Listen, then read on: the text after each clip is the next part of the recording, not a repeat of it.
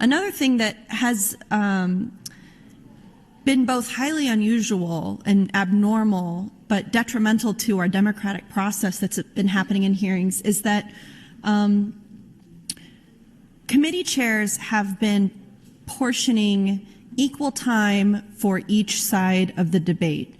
Now that sounds fine, right? People say, Megan, what's wrong with that? Give everybody equal time. The problem with that is that there are not an equal number of proponents and opponents. When we hear a less controversial bill, a bill that has some people on both sides, but maybe the hearing only goes an hour or two, which we all have in our different committees, sometimes we'll have a bill that has 8 proponents and 20 opponents, or 20 proponents and 4 opponents. We don't say, okay, let's make sure that we give both sides equal time. So proponents, you're going to get 20 minutes, and opponents, you're going to get 20 minutes. And then you go, oh, we gave everybody equal time and everybody got heard. When you do that, and what I'm talking about specifically is on all of the anti-trans bills, all of the anti-gay bills, all of these really hateful things that our colleagues have brought to the people of Nebraska, acting like anybody actually wants this. Committee chairs have gone, okay, we're going to do 3 hours for proponents, 3 hours for opponents, and 3 hours for neutral, as if there's 3 hours of neutral testimony. And then they go, oh, we really did a good job making sure everybody could be heard. Then when we get our committee report, our committee statement, and we go and look at who all testified on the bills, it looks to us like there's an equal amount of proponents and opponents when that actually doesn't reflect the way Nebraskans feel at all.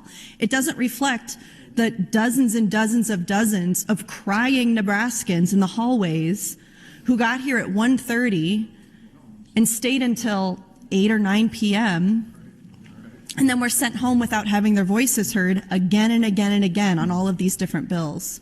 We ask Nebraskans to engage with us civically. We ask Nebraskans to pay attention to what we're doing here. And then when they actually do that and show up to tell us what they think about our work, we punish them by turning them away.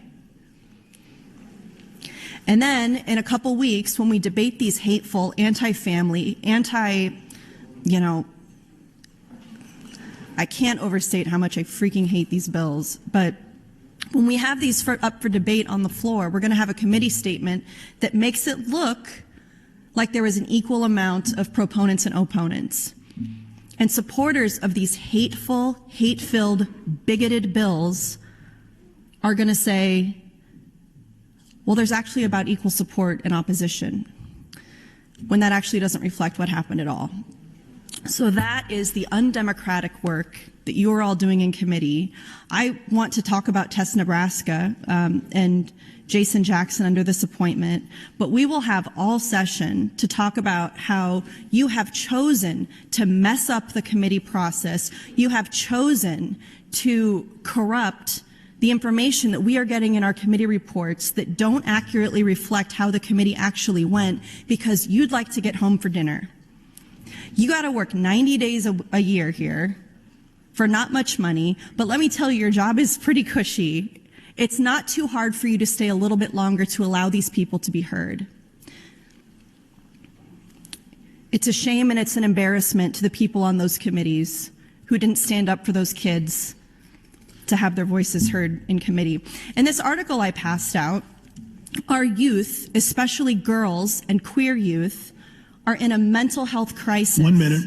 And addressing it needs to be at the top of every policymaker's priority list. But when states propose laws against your very existence, and elected officials and leaders publicly speak about you like you're subhuman, like Senator Kauth does, what do you expect? Girls and queer youth are the targets of state legislatures all over the country for harassment, for exclusion, for discrimination, and it is shameful of adults like us to not help these kids in need. And it is, I mean, like, you're really going to turn these kids away? The same people who pass all these bills about civics education and learning about George Washington and Thomas Jefferson, and we make them learn all this stuff in school, and then they come and tell us, hey, I'm queer, please don't discriminate against me, and we turn them away. Well, these things have mental health effects on Nebraskans. Thank you, Mr.